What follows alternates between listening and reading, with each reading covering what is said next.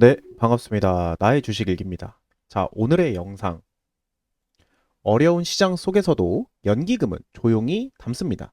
세계 1등 이 주식을 공개하도록 하겠습니다.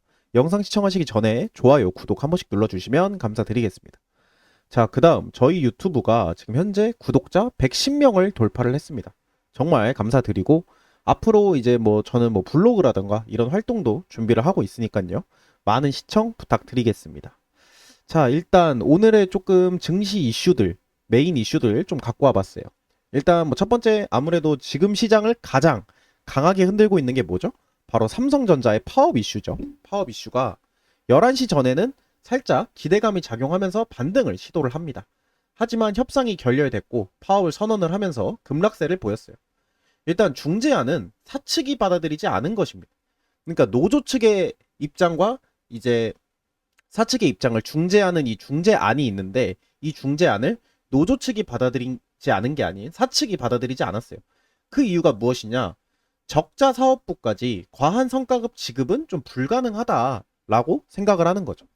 그러니까 아무래도 흑자가 나는 반도체 부분은 당연히 어느 정도의 성과급을 지급을 할 수 있습니다. 성과급 지급을 할 수 있지만 비메모리체 부분은 지금 계속해서 적자가 나고 있는데 여기에 성과급을 지급은 당연히 어렵다고 판단할 수밖에 없는 거죠.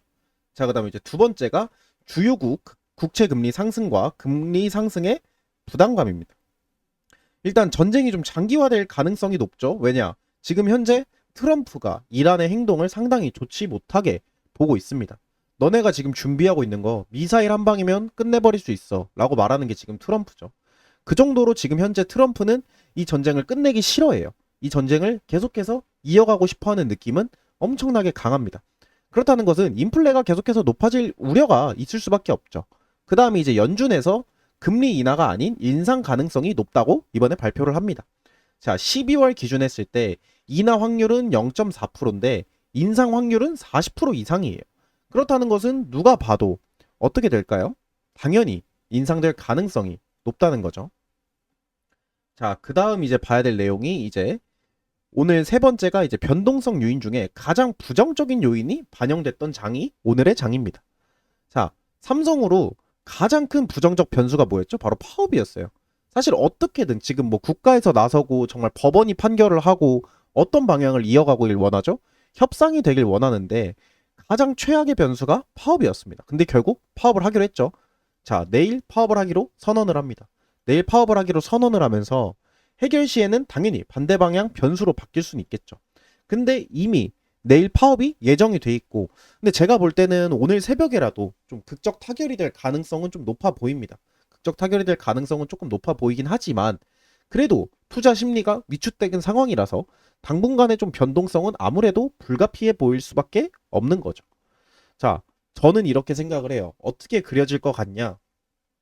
일단 가장 첫 번째, 가장 큰 확률은 파업을 가기 전에 극적 타결, 중재안을 받아들입니다. 사측이 받아들이면서 새벽에라도 극적 타결이 될 가능성도 충분히 보여지고 있어요.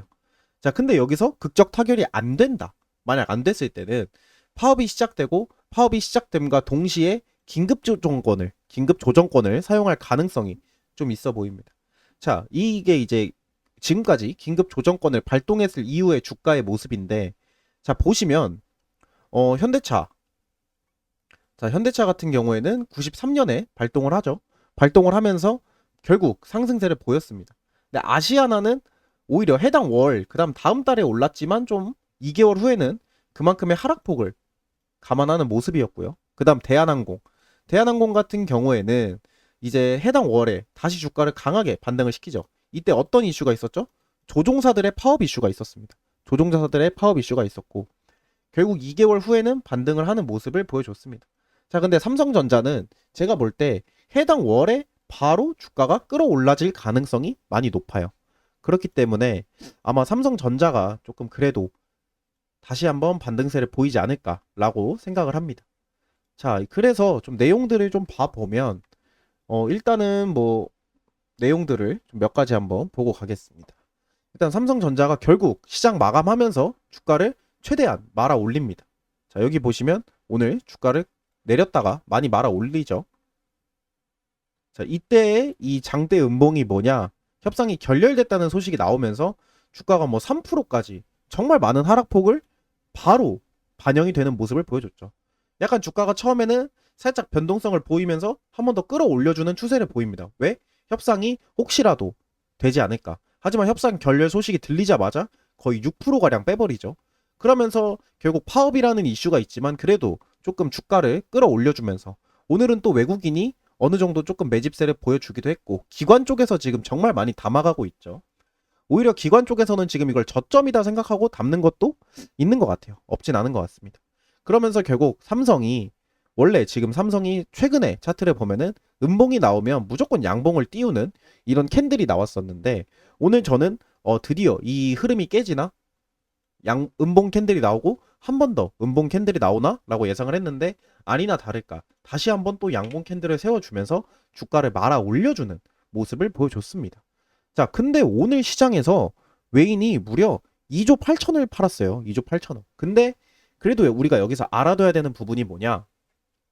자, 외국인이 지금 현재 오늘이 수요일이죠. 월요일에 뭐 거의 5조에서 6조. 그다음 어제는 뭐 7조 가까이 팔았습니다.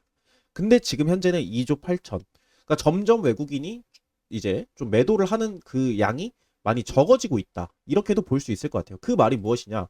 점점 바닥 쪽으로 수렴을 하고 있다라고 생각을 할 수도 있는 거죠. 어쨌든 결론적으로 지금 계속해서 주가를 가장 외인이 많이 매도했던 종목이 지금 현재 삼성전자고 그 다음이 뭐죠? 바로 SK하이닉스입니다. SK하이닉스. 지금 최근에 코스피가 8천을 갈 수 있었던 가장 큰 이유가 뭐라고 생각하십니까? 자, 우리가 코스피가 8천까지 갈 수 있었던 가장 큰 이유는 바로 삼성전자랑 하이닉스의 상승이에요. 삼성전자랑 하이닉스가 코스피의 거의 약 40% 정도의 시총을 책임지고 있기 때문에 그 두 종목만 올라도 코스피는 오를 수밖에 없는 그런 추세를 갖고 있었던 거죠. 자, 그렇기 때문에 지금 현재 오히려 SK하이닉스랑 삼성전자에 외인이 강하게 매도세를 붙인다는 것은 좀 저는 당연한 이치라고 생각을 해요. 왜? 많이 모았으니까. 매집량이 그만큼 많으니까. 자, 이때를 보시면 이렇게 좀 길게 당겨서 볼게요. 저점에 매수 들어가 있죠. 저점에 매수 들어가 있다가 오르면서 한번 매도세를 보입니다. 다시 바닥이 좀 잡혀가는 그 시기부터 또 매수세를 보이죠. 자, 그 다음에 또 오르면 팔았어요. 오르면 팔았고 그 다음에 이제 여기 더 올랐을 때 약간 매수한 이후로 다시 또 하락세가 이어졌을 때 이번에 좀 던집니다. 그러면서 그 이후에 주가를 끌어올렸던 주체가 누구냐? 바로 외인이에요. 외인이 좀 약간 주가를 강하게 말아 올렸던 경향도 있고 그 다음 뭐 기관 같은 경우는 좀 아무래도 장기적 투자로 봤을 때 SK하이닉스가 충분히 가치가 있다라고 판단을 하기 때문에 외인 같은 경우는 이제 오늘도 포함을 해서 아무래도 계속 매수세를 붙일 수밖에 없는 거죠. 근데 거기에 삼성전자도 마찬가지라는 겁니다. 삼성전자도 당연히 매수세를 붙일 수밖에 없는 겁니다. 자, 지금 또 이제 넥스트장 같은 데서는 주가를 계속 어떻게든 말아 올리려고 노력을 하는 모습을 보이고 있어요. 왜? 이게 사실 좀 이렇게 보면 웃기긴 한데 최고점인 이 29만 원 부근에 매물대가 되게 깊습니다. 자, 매물대가 생각보다 깊어요. 그 매물대가 깊다는 게 무슨 말을 의미할까요? 이 구간에 여기 있는 이 구간에 매집한 사람이 많다라고 우리가 판단을 할 수 있는데 왜 매집한 사람이 많을까요? 개인들이 많이 달라붙었던 거죠. 자, 주가가 올랐을 때 당연히 매도세를 받쳐주는 게 매수세입니다. 그래야지만 주가는 올라요. 한 특정이 계속해서 사들이는 거는 사실상 불가능에 가깝고 사고팔고가 반복이 돼야 되는데 최근에 주식 시장에 제가 이제 코로나 때 제가 이제 처음에 주식을 시작했던 게 20년도인데 자 20년도 아직도 기억이 납니다. 이 96,800원 이 96,800원에 정말 엄청나게 많은 매수세가 붙었거든요. 이때 제 주변에 주식의 주자도 모르는 사람이 삼전을 매수하겠다. 이 96,800원을 찍는 날 이거 삼전이 곧 간다더라. 뭐 10만원 넘어서 20만원 간다더라. 그런 말에 엄청나게 많은 개인 투자자들이 몰라붙어요. 왜? 주가가 오를 거라는 기대감이 있으니까. 근데 그 사람들이 주식을 해봤나요? 아니죠. 그때 뭐 어떠한 뭐 가치적 판단 이런 걸 보는 게 아니라 그냥 주변에서 삼전 이제 20만원 간다더라 혹은 10만원 간다더라 하니까 막 달라붙은 게 개인 투자자입니다. 자, 그렇다면 지금의 차트에서 다를 게 뭐냐? 지금의 차트에서 개인들이 지금 최근에 뭐 3조, 2조, 그 다음에 뭐 오늘도 7천억을 넘게 매수를 했고요. 그 다음에 이제 증시가 지금 이 계속 하락하는, 어떻게 보면은 거의 결국에는 고점 대비 약간 한 10%가량 하락했던 이 상황 속에서도 외국인이 막 2조 막 1조 이렇게 총 던져댄 금액만 거의 이번 주에 10조가 달하는데, 그 10조의 기간 동안 그거를 기관과 개인이 다 받아먹었어요. 그러니까 그 말이 무엇이냐? 지금 여기에 들어와 있는 개인 투자자가 상당히 많다는 거죠. 자, 그런 부분들을 우리가 종합적으로 생각을 했을 때 당연히 지금 시점에서 삼성전자의 하락은 당연히 파업 같은 부분에서 긍정적인 시선을 보이기는 어렵다는 거죠. 자, 이러한 부분들 뭐 어떻게 들리실지 모르겠어요. 어떻게 들리실지 모르겠고. 사실 근데 저 같은 경우에는 삼성전자가 아마 어느 정도는 좀 이 21건까지는 내려왔다가 가지 않을까라는 생각도 잠깐은 하긴 했었거든요. 근데 이제 제가 예상했던 시나리오는 이제 캔들을 살짝 조금 없애보면, 저는 원래 이 정도 캔들이 없다고 쳤을 때, 이 정도 캔들이 없다고 쳤을 때 딱 20만 9,900원, 20만 9천, 예, 29만 9,500원, 예, 29만 9,500원에서 당연히 한옥가 남겨놓고 뺄 거라는 거는 예상을 하고 있었어요. 한옥가 빼고 남겨둘 거라는 건 당연히 알고 있었고, 여기서 다음날 장대 음봉 맞죠? 음봉 맞은 이후로 저는 21선까지 내려왔다가 쏠 줄 알았거든요. 근데 오히려 반대로 지금 계속해서 주가를 버티려고 하는 모습이 강합니다. 자, 그렇다는 것은 지금 이 평단 라인이 26만 원까지는 한 번은 내려와 줄 구간이 충분히 있고, 그리고 26만 원에서 지지를 받을 가능성도 상당히 높다라고 저는 조금 생각을 하고 있어요. 생각을 하고 있고, 삼성전자를 뭐 가지고 계시는 분들은 뭐 당연히 삼성전자는 연봉으로 봤을 때, 자, 우리가 연봉 잘 안 보잖아요, 주식하면서. 자, 근데 이 연봉이 요렇게 이때를 기점으로 이렇게 땡겨 보면은, 자, 이게 25년이거든요. 결국 삼성전자는 2년 사이클로 주가가 오릅니다. 100% 정도씩 매년 그랬어요. 자, 16년부터 16, 17 올랐죠. 한번 빠집니다. 또 2년 올랐죠. 또 빠집니다. 그러고 나서 강하게 좀 너무 급작스럽게 올랐다 보니 약간의 2년간 조정 기일을 걷고, 그러고 지금 또 다시 오른 게 현재 29만 9,500원이라는 전고점을 남겨둔 거예요. 그렇기 때문에 이런 부분들을 조금 체킹을 하시면서 매매를 하시는 게 아무래도 좋겠죠. 뭐 코스피가 뭐 8천을 가고 또 만을 가려면 당연히 어느 정도의 조정 기간은 필요하다라고 생각을 저는 당연히 하고 있습니다. 자, 지금 일단 뭐 삼성이랑 하이닉스를 조금 많이 외국인들이 털어내기도 했고, 한국 자체의 비중이 많이 조금 낮아지고 있는 추세지만, 그렇다고 결국 주가를 막 정말 이 코스피가 이렇게까지 끌어올렸던 주체가 외인이냐, 또 그렇게 보기에는 조금 애매하단 말이에요. 그래서 이제 막 뉴스 같은 데서 뭐 외인이 뭐 시장에서 뭐 다 나가고 있다, 그런 말씀을 너무 귀 기울여 들으실 필요는 없다는 거죠. 약간 지금 현재 뭐 사모펀드라던가 이런 쪽에서 오늘만 거의 뭐 1,400억을 넘게 삼전에 매수를 했다는 건 약간의 반등의 베팅을 하고 있다라고도 또 생각을 할 수 있는 거죠. 자, 그러면서 일단 오늘 제가 오늘 좀 몇 가지 말씀을 드릴 건데, 일단은 왜 제가 오늘 썸네일에서 말씀드렸다시피 외인이 조용히 담아가는 종목도 당연히 공개를 할 겁니다. 공개를 할 거고, 그 전에 조금 이런저런 이야기를 해보려고 해요. 저는 일단 현재 저번 주 금요일을 기점으로 현금화를 전부 다 시켰습니다. 종목들을 전부 다 매도했고요. 현금화를 전부 다 시켰습니다. 자, 그러면 그 이유가 어떻게 되냐? 너는 어떻게 그렇게 예측을 하냐라고 생각을 하지만, 자, 우리가 코스피를 기점으로 볼게요. 금요일날 급락이 나왔죠. 금요일날 급락이 나왔고, 이 금요일날 나온 급락이 그 다음날의 반등으로 이어질 수 있냐 없냐를 두고 의견 대립이 좀 분분했습니다. 근데 하지만 주말에 어땠죠? 주말에 나스닥 지수가 빠졌죠. 주말에 나스닥 지수가 빠졌고, 그걸 국내 시장이 그대로 반영이 됩니다. 그대로 반영된 결과가 지금 현재 3거리일째 하락인 거예요. 그러면서 21선도 지금 결국 한번 내려왔다가 다시 말아 올렸죠. 지금 최근에 코스피의 변동성이 너무 강해요, 시장들이. 자, 이렇게 지금 계속해서 파동을 애매하게 그려가고 있는 이 코스피가 결국은 지금 다시 저는 바닥권을 잡고 있다라고 좀 판단을 하고 있거든요. 근데 그 바닥권이 어디냐는 저도 예측을 당연히 못하는 거고, 그런 부분들을 제가 알고 있었다면 저는 오히려 숏에 베팅을 했겠죠. 근데 그렇지 않다는 것. 저도 예상할 수 없는 시장이라는 게 있듯이 누구든 다 동일하다라고 저는 조금 말씀을 드리고 싶습니다.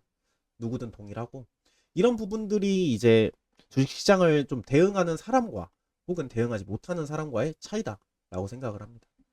저도 20년도에 많이 잃었어요. 많이 잃었고 당연히 안 잃을 수가 없었죠. 이렇게까지 빠지는데 사이드카까지 경험을 했고 자 그리고 그 이후로 이 반등하는 이 3천 구간 동안 계속해서 저는 현금을 굴렸습니다. 현금을 굴렸고 자 그 이후 어떻게 됐냐 그 이후 다시 Y자로 V자로 하락세가 계속 이어졌죠. 이 V자의 하락세 이때는 자 이 하락세를 과연 어떻게 견뎠을까를 생각을 해보면 좀 간단했던 것 같아요. 이렇게 강하게 하락 낙폭이 나올 때는 매수하지 않습니다. 그러면서 바닥권이 잡혔다. 자 여기서는 이제 어느 정도 장기 이평선에서 지지를 받는 모습을 보여줬죠. 지지를 받고 그 다음 거래일에 어떻게 되죠? 다음 거래일에 캔들이 약간 조금 애매하게 근데 그렇다고 위아래로 강하게 뚫은 게 아닌 위아래의 변동폭을 보여주다가 상승세를 결국 상승 마감을 하는 모습. 그랬을 때 그 다음 캔들을 봅니다. 그 다음 캔들이 확실하게 이 구간이 지지선이 될 수 있겠구나 라고 판단이 됐을 때 다시 이때부터 주식 매수를 시작을 해요. 주식 매수를 시작을 했다가 어느 정도 다시 요 정도 구간에서 한 번 또 하락세가 나올 때 한 번 더 확인을 합니다. 오늘 증시가 어떻지? 증시가 이 정도면 문제가 없을라나? 하고 이 거래일간 또 2평을 지지받는 모습을 보여주죠. 그러면서 저는 또 다시 여기서 매수세를 붙여요. 매수세를 여기서 다시 붙였다가 다시 하락할 때 이 구간에서 다시 전량 현금화를 하고 이런 식으로 주식은 유연하게 해야 돼요. 사실 뭐 그렇게 말씀하시는 분들도 있어요. 왜 주식을 하면서 도대체 왜 주식을 하면서 현금을 자꾸 묵혀두냐라고 얘기를 하실 수도 있는데 아 오르면 물론 종목이 오르고 주식이 오르고 내가 가진 종목이 뭐 상한가를 가고 그러면 당연히 현금 묵혀놓는 게 아쉽겠지만 자 우리 코로나 때 생각을 해보자고요. 코로나 때 신풍제약에 갖고 계셨던 분들 코로나 때 생각해 보시라고요. 여기서 사신 분들은 어떻게 하실 거예요? 이 구간에서 사셨던 분들은 지금 현재 평생을 전고점이 올 수가 없어요. 평생을 전고점이 올 수가 없고 고점 대비 거의 90%가 넘게 빠진 이런 종목을 들고 있을 수는 없는 거 아닙니까? 오히려 이때 고점에 매수하지 않았더라면 제가 90%는 지켰다라고 저는 말씀을 드리거든요. 이러한 부분들이 조금 중요하다는 거죠. 그러니까 결국 지금 현재 시장 자체가 대형주 위주의 시장이 강하게 이루어지고 자, 현대차 같은 종목을 봐도 오늘 매물대 구간에서 지지를 받아주는 모습을 약간 보여줬습니다. 근데 이제 21선에서 사실 지지를 받아줬어야 제일 베스트 옵션이었는데 결국 시장이 밀리고 노조의 리스크가 계속해서 터지다 보니 오늘 자체가 시장이 밀렸기 때문에 이런 거는 어느 정도 감수를 해야 될 필요가 있다는 거죠. 그렇다는 것은 다시 지지 구간을 잡아서 다시 저점을 잡고 반등할 때 매수를 하는 게 가장 중요하다는 겁니다. 자, 그래서 오늘 제가 드리고 싶은 뭐 추천주도 있고 그렇지만 몇 가지를 조금 봐볼까 해요. 일단은 뭐 최근에 ETF 같은 걸 봐도 ETF 자체가 막 그렇게 좋지 못해요. 지금 ETF들도 하락 낙폭이 상당히 과하다는 거죠. 근데 지금 현재 외국인은 계속 팔고 있지만 우리가 그래도 또 여기서 긍정적으로 볼 수 있는 게 뭐냐? 외국인은 팔고 있죠. 하지만 기관은 매수세를 그래도 꾸준히 조금씩은 붙여주고 있는 그런 추세다라고 생각을 하시는 게 가장 좋습니다.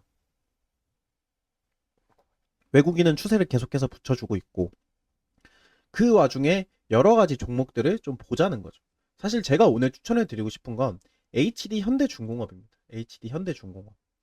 HD 현대중공업 고점 대비 많이 내려오기도 했어요. 왜 내려오기도 했지만 제가 왜 이 종목을 관심을 갖고 보냐? 바로 연기금의 매수세가 계속해서 유지되고 있는 부분들이 중요하다는 겁니다.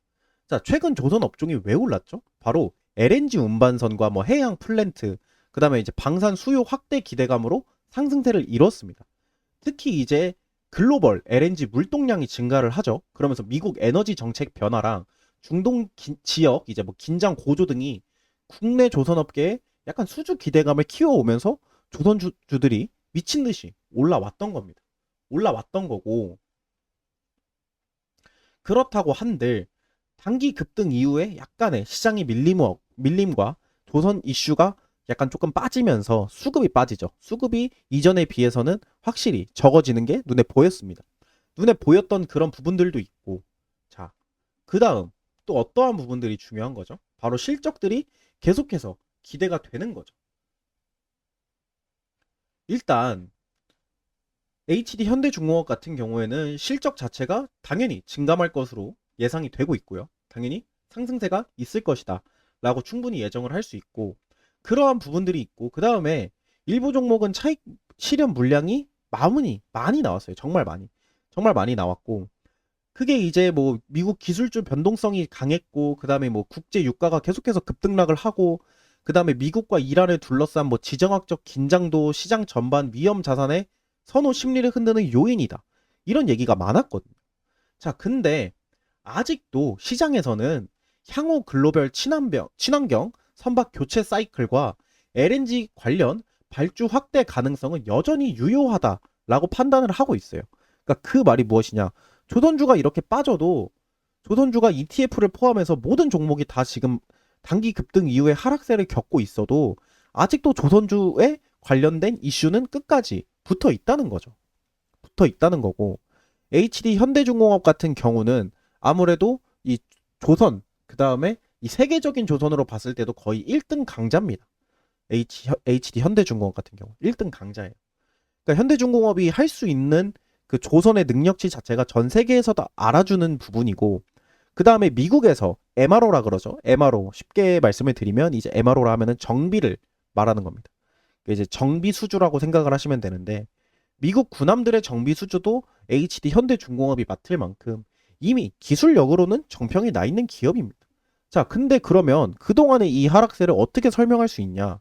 지금 거의 뭐 고점 대비 20% 정도가 빠졌던 이 하락세에 대해서는, 당연히 증시가 이렇게 밀리는데, 증시가 고점 대비, 증시가 고점 대비해서 지금 12%가 빠졌어요, 최대. 증시가 고점 대비 12%가 빠졌는데 종목이 20% 빠진 거면 저는 적게 빠졌다고 생각을 하거든요. 왜냐면 평균적으로 증시가 5에서 10%가 빠지면 내 종목의 곱하기 2가 기본 배수입니다. 자, 그러면 12%가 빠졌다 쳤을 때 고점 대비, 근데 오늘 또 7%가량 올랐죠. 그걸 생각을 해보면 고점 대비 14%밖에 안 빠졌어요. 거의 증시만큼 빠졌다는 거거든요. 그럼 증시만큼 빠졌다는 게 어떤 걸 의미하냐? 이 종목은 지금 현재 증시에서 눌렸어도 다시 반등 사이클이 충분히 높다. 자, 그 다음 매물대 구간이 너무나도 짱짱하다라고 조금 말씀을 드릴 수 있을 것 같습니다. 매물대 구간이 짱짱하고 기관의 매수세가 강하게 붙고 있는 이 시점에서 연기금의 매수세가 가장 좀 돋보인다라고 좀 말씀을 드리고 싶어요. 그러니까 연기금이 계속해서 매수를 하고, 우리가 연기금이 매수하는 걸 어떤 시그널로 보는지 사람마다 다 다르지만 저는 그렇게 보거든요. 장기적인 우상향 패턴을 가지는 종목들에 한해서 연기금이 매수를 한다라고 저는 좀 생각을 해요. 그렇기 때문에 HD 현대중공업 뭐 실적 발표나 뭐 이런 이제 이슈가 있긴 하지만, 그래도 제가 볼 때는 HD 현대중공업이 추후에 시장에서 아마 한 번 더 부각을 받으면서 이 종목 같은 경우에는 전고점 대비 지금 현재 12% 정도면 12% 그냥 말아 올릴 수 있는 종목이거든요. 힘 자체가 충분히 남아있는 종목이고, 그래서 저는 좀 HD 현대중공업을 관심 있게 추천주로 드리면서 한번 시장을 대응하시는 방법, 그 다음에 시장을 보시는 방법, 이런 부분들을 조금 관심 있게 보시면 좋을 것 같습니다. 자, 그리고 제가 이제 곧 블로그를 지금 현재 준비를 하고 있고 블로그를 시작을 하려고 해요. 블로그를 시작을 하려고 하는데, 블로그에 이제 뭐 여러 가지 매매 기법이라던가 지금 현재 상황에서는 어떠한 매매 기법을 알려드릴 거냐, 바로 시장이 하락장이 시작이 됐을 때 눌림목 매매 기법이라던가 이런 부분들을 토대로 제가 조금 알려드리려고 합니다. 자, 그래서 그런 부분들을 조금 관심 있게 보시고, 그 다음에 관련주도 당연히 업로드 해드릴 예정이고요. 관련주도 업로드를 해드릴 예정이고, 뭐 이제 매매 기법, 그 다음 뭐 자유 게시판 뭐 이런 거를 조금 만들어서 좀 블로그와 유튜브 활성화를 시키려고 합니다. 그러니까 사실 뭐 제가 지금 유튜브도 그렇고 수익 창출이나 이런 걸 전혀 안 하고 있거든요. 전혀 안 하고 있는 그 이유가 뭐냐면, 저는 이걸로 돈을 벌자 이런 느낌보다는 저는 이걸 통해서 우리 개인 투자자들에게 조금 더 하나의 정보를 제공을 하자의 입장이 강하기 때문에 지금 현재 뭐 수익 창출이라던가 그러한 부분들을 하지 않고 있는 거를 조금 알아주셨으면 좋겠습니다. 자, 그렇기 때문에 오늘 영상은 조금 여기서 마무리를 하면서 관심주 어떤 거요? HD 현대중공업입니다. HD 현대중공업 조금 관심 있게 보시면서 저는 이제 또 더 좋고 더 재미난 영상으로 찾아뵙도록 하겠습니다. 영상 시청해주셔서 감사합니다. 녹화